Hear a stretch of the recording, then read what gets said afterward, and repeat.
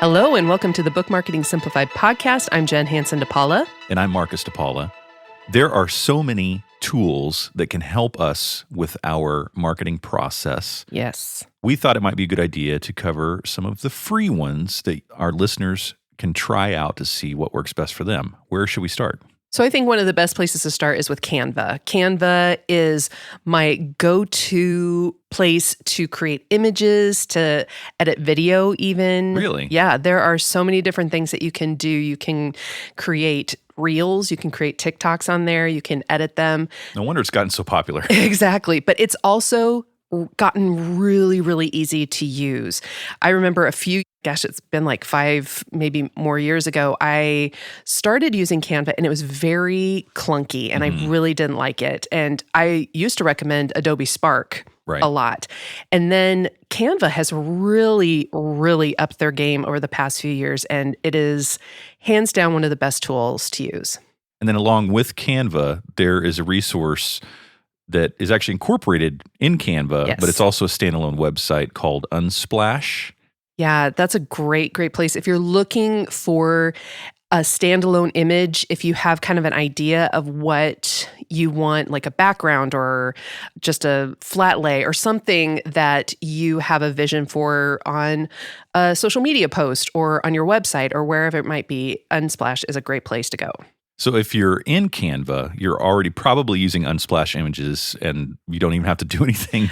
But going to their website is what I do for our cover images for each episode of the podcast. We try to do a visual that corresponds with the topic. And I just go on Unsplash. And if you look at the show notes, you'll see the link that I copy and paste from Unsplash. I even have a couple of my own photos that I've shared up there as a thank you for all the stuff that we get to use. And it's all free. I don't have to give attribution, but I want to because I'm a fellow creator and I want to honor those people. That's right. And that's something very, very important to remember is that you can't just go and use any image that you find online. So when you use resources like Unsplash and Canva, you know that these images are free to use, that you aren't stealing anyone's intellectual or creative property, and you are good to go. Yes.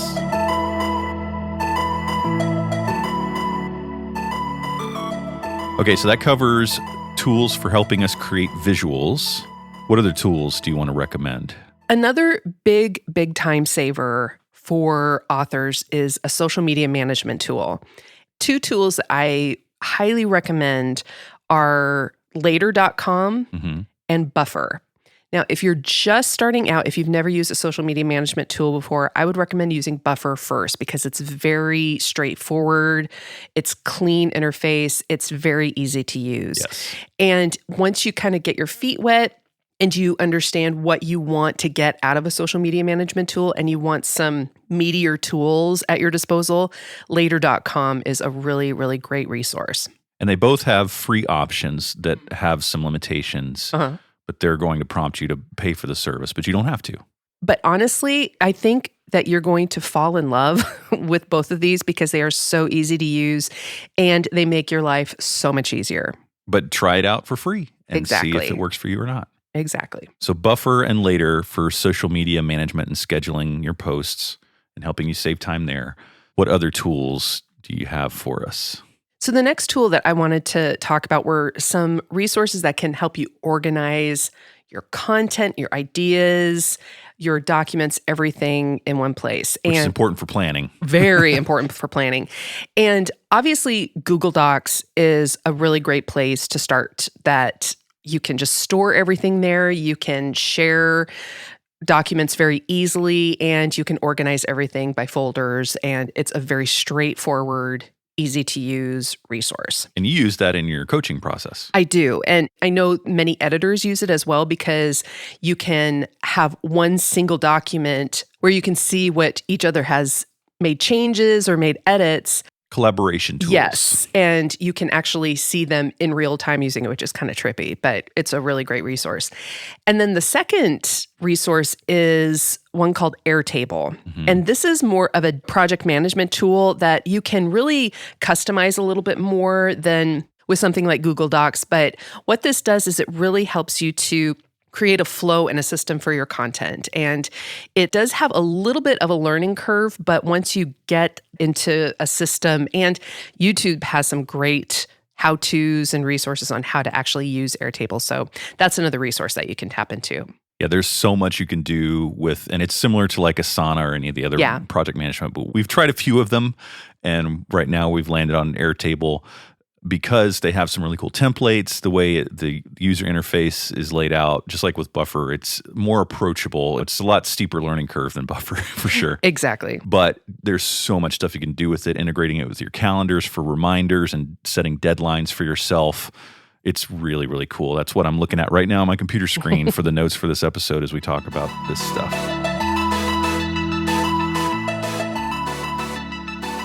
Okay, so we've got the tools to create content. We've got the tools to help us schedule it, and then the tools to help us stay organized and collect our ideas.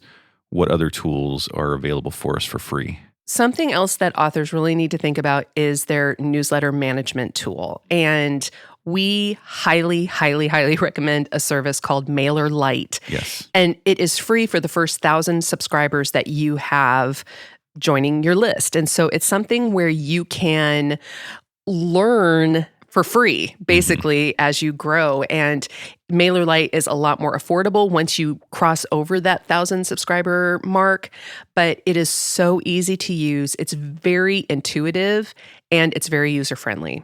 And if you've been following us for a while, you've probably seen that we used to use MailChimp, and we do still recommend it, and it's a good service. We just like MailerLite a little bit better. And the other important factor of that too is MailerLite's actually a little bit more affordable besides being easier to use. So that's just our personal preference. If you're using MailChimp, there's nothing wrong with it.